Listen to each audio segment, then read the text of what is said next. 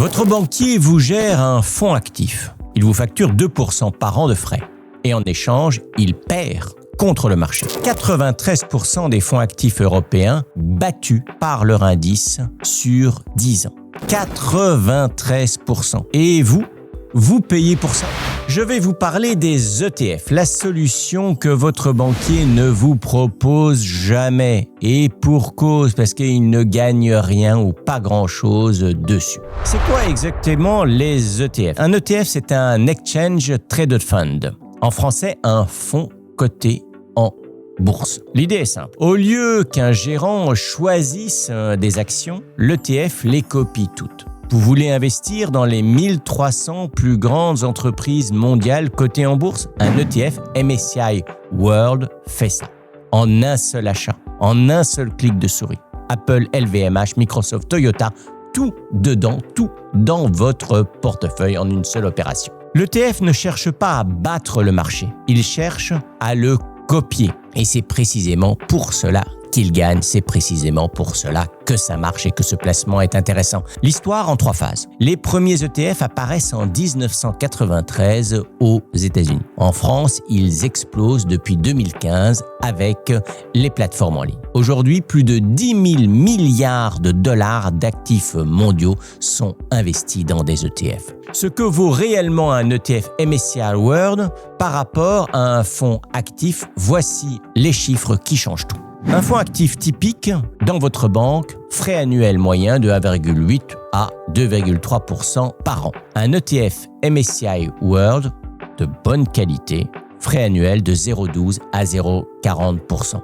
Écart environ 1,7 points de frais, non pas une fois l'année du versement, mais chaque année. Cet écart semble minuscule, il ne l'est pas. Sur 100 000 € investis à 7% brut sur 20 ans, avec un fonds à 2% de frais, vous repartez avec environ 270 000 € en poche. Avec un ETF à 0,25% de frais, environ 365 000 €. Différence, 95 000 € pour le même investissement, la même durée, le même marché. L'étude Spiva publiée par Standard & Poor's Dow Jones Indices, c'est la bible de la comparaison des fonds actifs versus indiciels. En Europe, sur 10 ans, 93% des fonds actions européens sous-performent leur indice de référence. 7% seulement font mieux. 7%. Sur les actions internationales, moins de 2% des gérants actifs battent le MSCI World sur le long terme. Et parmi ces 2%, qui gagnent une année, ce ne sont pas les mêmes l'année suivante. La surperformance ne se répète pas, c'est de la chance, pas du talent. Ce que je vais vous dire maintenant va très certainement vous surprendre et j'en ai conscience. Les ETF, ça a aussi des défauts, et oui, vrai, documenté. Et je vous en parle dans la partie suivante. Mais d'abord, ce qui est objectivement bien.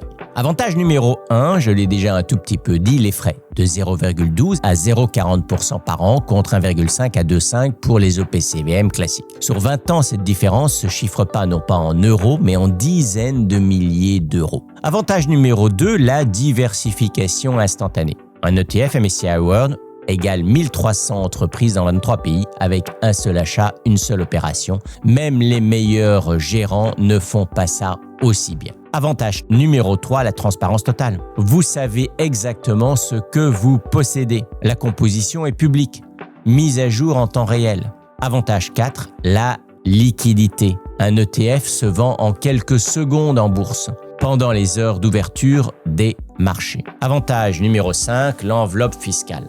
Un ETF World synthétique peut être éligible, certains d'entre eux en tout cas, au PEA. Avantage fiscal total, après 5 ans, 0% d'impôt. Que 18,6% de prélèvements sociaux que entre guillemets. Maintenant, les inconvénients qu'on vous cache, je vous les avais promis. Voici la liste. Voilà la partie que la plupart des vidéos sur les ETF sautent parce qu'elles veulent vous faire vous vendre l'idée des ETF. Moi, je veux juste vous dire la vérité. Inconvénient numéro 1, la volatilité. Un ETF World, ça baisse. En 2022, le MSCI World a perdu 18%. En 2008, il a perdu 40%. Si vous avez besoin de cet argent dans 3 ans, ne mettez pas tout sur un ETF. L'ETF, c'est pour l'argent dont vous n'avez pas besoin avant 10 ans. Inconvénient numéro 2, la concentration géographique. Le MSCI World, c'est 70% d'actions américaines en 2026. Si les États-Unis chutent, votre ETF World chutera. Ce n'est pas une diversification parfaite, c'est une diversification sectorielle, pas géographique à 100%. Inconvénient numéro 3 des ETF, le risque de contrepartie sur les ETF synthétiques. Un ETF peut être physique ou synthétique. Physique, il achète vraiment les actions en portefeuille, plus simple. Synthétique, il utilise un swap, un échange de performance avec une banque pour répliquer l'indice. Risque de contrepartie si la banque fait défaut, ce risque est plafonné à 10% de l'actif net par la réglementation UCITS. Mais il existe, il faut le savoir. Inconvénient numéro 4, frais de courtage à l'achat. L'ETF a des frais annuels faibles, on en a parlé, mais il faut l'acheter et un ordre de bourse coûte selon les opérateurs entre 0,1 et 1%. Sur les petits montants, ces frais pèsent davantage. Solution, bien sûr, c'est de faire affaire et de gérer votre compte titre ou PEA auprès d'un courtier en ligne avec des frais de l'ordre de 0,5 €, voire en pourcentage. Inconvénient numéro 5, l'erreur de tracking. Un ETF ne réplique jamais parfaitement son indice. L'écart entre l'ETF et son indice s'appelle le tracking error. Un bon ETF a un tracking error inférieur à 0,3%. Vérifiez-le dans la fiche technique de l'ETF.